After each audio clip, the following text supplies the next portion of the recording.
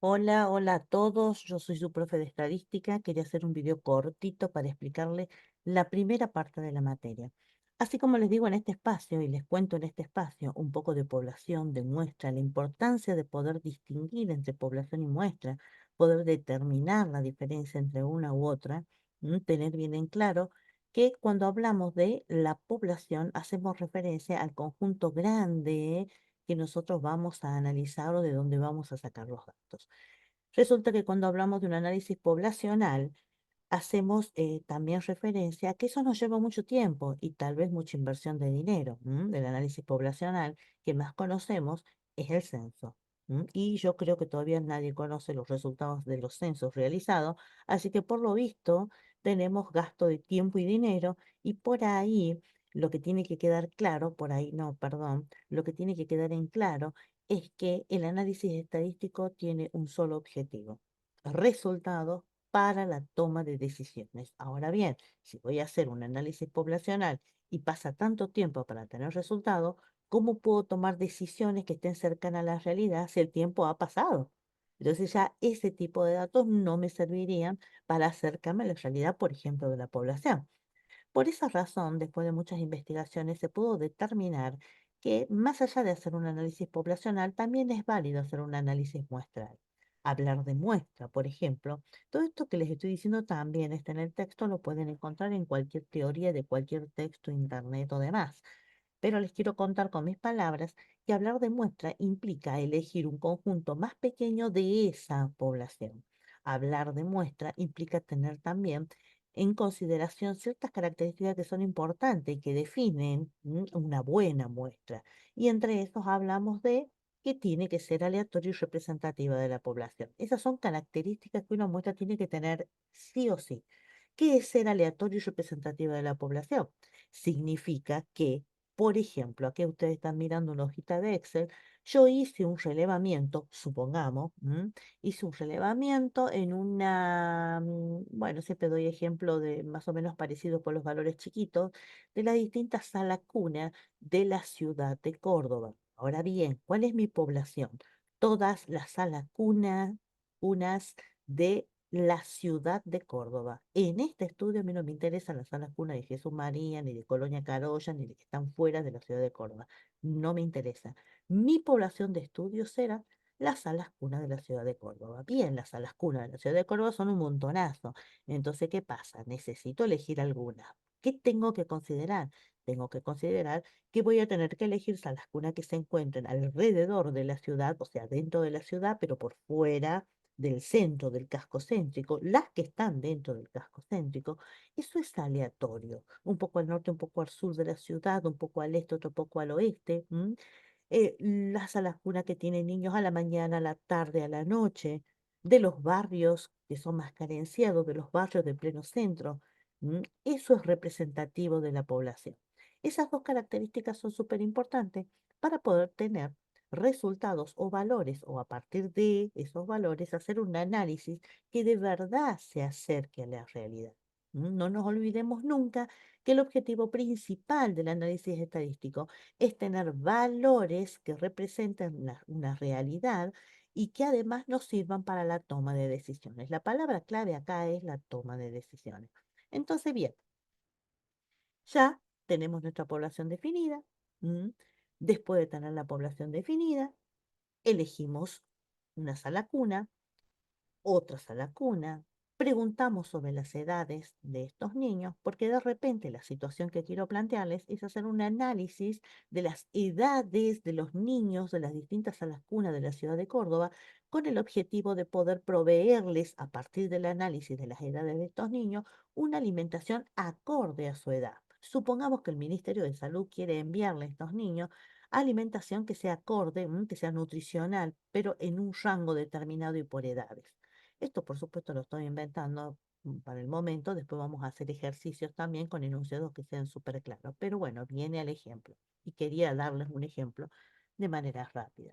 Entonces, bien, elegimos una sala cuna, sacamos algunas edades. Por supuesto, esta muestra es chiquitita, no va a ser muy representativa porque por la cantidad de salas cunas que tenemos en la ciudad de Córdoba, los valores que tengo acá, por supuesto que no son chiquitos. Pero a mí esto me sirve para poder mostrarles que puedo tomar una muestra pequeña, ¿m? Teniendo en cuenta que si la muestra es muy chiquitita, tampoco va a ser representativa, porque mientras más chiquitita es la muestra, más me alejo de los valores poblacionales reales. Cuando la muestra es muy grande, me acerco un poquitito más. La verdad de la milanesa, chicos, dice que los estudios que analizan los análisis muestrales y los datos poblacionales, sí, nos arrojan un error. No es lo mismo hacer un análisis muestral que un análisis poblacional, pero los errores, las diferencias entre uno y otro no son tan significativas. Por eso la mayoría prefiere hacer un análisis muestral. Porque es más corto, porque genera menos tiempo, menos gasto de dinero. Bueno, supongamos que después de analizar la sala cuna y las edades de estos niños, alcancé a encontrar o armar una muestra de este tipo. Lo importante acá es tener en cuenta esas características, pero también hay ciertas reglas, porque para poder determinar qué tipo de herramientas voy a utilizar para analizar una muestra que sea pequeña, debo considerar ciertas cosas. Primero, ¿m? La muestra se representa con la letra N chiquitito. Aquí y en la China es exactamente igual. O sea que N minúscula automáticamente me da lugar a entender que se está refiriendo al tamaño de la muestra. En este caso, para encontrar el tamaño de la muestra, en vez de estar contando 1, 2, 3, 4 por 5, 20, que en este caso es fácil, vamos a usar una formulita que se llama contar. Hablar de Excel y del uso de las fórmulas en Excel, por supuesto que no es obligatorio para la materia, pero lo que sí es cierto es que me va a ayudar a encontrar los valores más rápido. Por eso les armo este videíto, porque tal vez les convenga o les sirve usar las fórmulas que nos brinda Excel para encontrarlo. A su vez, chicos, la verdad también es que hay un montón de plantillas relacionadas con la estadística que pueden arrojar directamente los valores. Eso no, esa es una verdad, una realidad. Por ahí las plantillas se usan más fácil. Comenzar desde con el uso de Excel desde la base, para poder entender en realidad de qué se trata lo que estoy analizando, es lo que a mí me interesa en esta materia. Por eso trabajamos con Excel. Vamos a trabajar. En muchas empresas se trabaja con Excel, más vale, porque de acá surgen también los gráficos estadísticos. Entonces yo los invito a trabajar con Excel y tratar de utilizar las herramientas que me brinda Excel para poder encontrar más rápido justamente los resultados. Ahora, esto no va a ser lo único. Encontrar los resultados lo encontramos con cualquier plantilla. El asunto es poder identificar y poder tener bien en claro qué significa cada uno de los valores encontrados. Acá lo importante no es tener el resultado, lo saco con una calculadora. Acá lo importante es poder tener bien definido, claro para la toma de decisiones, lo que me está diciendo ese resultado. Eso vamos a tratar de hacer. Entonces, bien, lo primero que hice fue usar una fórmula para tener la cantidad de elementos que tiene esta muestra. Esta muestra chiquitita tiene 20 elementos, pero si mi muestra fuera de 265, contar 265 celdas, estamos en el horno. La fórmula para contar es exactamente la misma. Bien, eso es lo primero. En segundo lugar, tenemos que distinguir qué tipo de herramienta vamos a usar para este tipo de muestra que es pequeña. La regla me dice que si n es menor a 30, teniendo en cuenta que ese 30 al que yo hago referencia no es inamovible. Va a depender, por supuesto, del tipo de dato que estoy analizando. En la introducción de la clase yo hablé de variables de tipo discretas y variables de tipo continua. Las variables de tipo discreta son de este tipo, son valores enteros, y las variables de tipo continua son los valores que tienen coma y que hacen referencia generalmente al peso, a la talla. Esos son de tipo continua. Los enteros hacen referencia, las discretas, valores enteros, hacen referencia a las edades, cantidades de años trabajados, cantidades de hijos, porque no podemos decir que tenemos 3 hijos y medio. Entonces, por eso hablamos de valores enteros. Cuando n es menor a 30, decimos que el método que vamos a usar se conoce como serie simple. Nosotros vamos a utilizar y vamos a comenzar a utilizar serie simple porque la cantidad de elementos de la muestra que tengo es menor a 30. Cuando n es mayor a 30, se dice que el método que se va a utilizar es un análisis para datos agrupados. Todavía no nos vamos a meter con eso, pero sí vamos a hablar de serie simple. Resulta que la cosa no termina ahí. Ya tenemos la cantidad de elementos de la muestra, ya hablamos de serie simple que se ajusta justo a la cantidad de elementos de la muestra y aparece la gran estrella Gram. para este tipo de análisis que se conoce como tabla de frecuencia. La tabla de frecuencia, no tenemos que inventarla, Excel nos muestra clarísimo, gracias a sus hojitas, podemos armar esa tabla de frecuencia y como dice el nombre, es una tabla que tiene frecuencias. Las reglas son, pueden ordenar los datos en esa tabla para poder encontrar los resultados de manera más fácil. Eso es lo que vamos a hacer. Ahora tenemos que tener bien en claro cómo hacemos para ordenar los datos. Cuando hablamos de serie simple, lo primero que vamos a considerar van a ser los datos ordenados y no solamente eso, sino la variable en estudio. Poder identificar la variable en estudio es muy, muy, muy importante porque si no, no sabemos qué estamos analizando. Las variables en estudio, en este caso, son las edades de los niños de la sala cuna de la ciudad de Córdoba. No nos olvidemos de eso. Entonces, ¿qué es lo que nos dice el método de la serie simple o el uso de la serie simple para muestras que son menores a 30? Obviamente para variables discretas. Nos dice, che, vos vas a armar una tabla de frecuencia, bien, ordename los datos desde el valor más chiquitito, que en este caso esta llamada muestra, el valor más chiquitito ya no es un elemento más. Ese valor chiquitito se conoce como unidad estadística, se llama observación, se llama unidad estadística.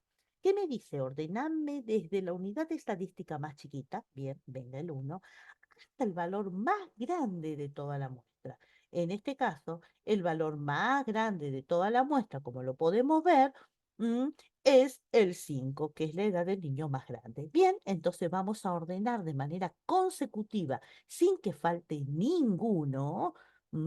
Llenamos, no nos hace falta tener que estar poniendo, ¿no? ¿Ve? Ya tenemos serie de rellenos, se arma solo. Lo que me sobra, chau, lo saco. Ya ordené de menor a mayor sin que falte ninguno. Si hubiera o sucedería que acá no hay ningún niño de 2 años, en todo el análisis que hice, lo mismo se pone ese valor, porque tiene que ser consecutivo, de manera secuencial, consecutivo, no puede faltar ninguno por más que no haya niños de 2 años. Eso tiene que quedar claro. Tabla de frecuencia amiga, primera frecuencia, ¿qué es lo que nos dice? La frecuencia nos indica, según el diccionario, la cantidad de veces que se repite un elemento en el total de un conjunto, en este caso en el total de la muestra. Entonces la pregunta será, che, ¿cuántas veces se repite el uno en esta muestra? Lo más fácil, porque la muestra es chiquitita, es decir, a ver, ¿cuántos uno hay? En la fila no hay ninguno, en la segunda fila hay uno, en la tercera fila hay otro, en la cuarta fila porque la muestra es chiquita. Ahora, cuando la muestra es grande, ya los quiero ver buscando un uno por todos lados. Entonces se utiliza una fórmula hermosa en Excel que se llama contar sí. ¿Qué va a pasar? Me va a contar sí. ¿m? eh, Perdón, me va a contar si coincide con la condición. ¿Cuál es la condición? Que haya uno. Entonces, la fórmula me dice, márcame el rango. Mi rango va a ser, por supuesto, mi muestra, porque de ahí voy a sacar los datos. ¿Y cuál va a ser el criterio? Bueno, tráeme qué es lo que quiero buscar. Entre comillas se pone uno. Listo, acá me está diciendo que hay 3 uno en este total de la muestra. Fantástico. Ahora bien, si yo quisiera agilizar esto y copiar toda esta fórmula, en todos los casos me buscaría, ¿ves? Si yo hago clic acá, el uno no me sirve, porque en esta fila lo que quiero buscar es el 2. Entonces, esta formulita me sirve a medias. Fíjense qué sucede si yo, en primer lugar, fijo los datos del rango, del conjunto donde están los datos, y los tengo que fijar, porque si yo quiero compartir la fórmula y no la fijo, todos los valores van bajando. Entonces, F4, amigos, yo fijo los valores. Ahora el criterio, que es este uno que puse acá, vamos a sacar ese valor específico y vamos a hacer clic en la celda de al lado porque justamente yo quiero encontrar el valor que corresponde a la variable de estudio, que en este caso es 1. Cuando yo hago clic ya tengo la cantidad y esa fórmula así como está la puedo copiar a todas las filas y automáticamente voy a tener todas las frecuencias de estas variables de estudio, que si las sumo o saco la sumatoria de todos esos valores, el resultado me va a dar 20, que es el total de la muestra como lo que vimos aquí. Hasta acá, esa es la primera columna importante. Luego aparece otra frecuencia. La otra frecuencia es la frecuencia acumulada. que se simboliza siempre con la F mayúscula, así como la absoluta con la F minúscula. La frecuencia acumulada, ¿qué hace? Acumula. ¿Qué acumula? Y si es frecuencia acumulada, va a acumular frecuencia. Empiezo por A. ¿Qué acumulo? Voy a acumular este anterior, o sea, el 3 con el 3 9 más 9 18, y así voy a acumular, 3 más 3 9, perdón, 3 más 3 6, más 9, 3 más 3 6, más 9 15, más 3 18. Bueno, quería hacer un video rapidito y confundo, disculpen. Entonces, ¿qué digo acá? El anterior más el que sigue.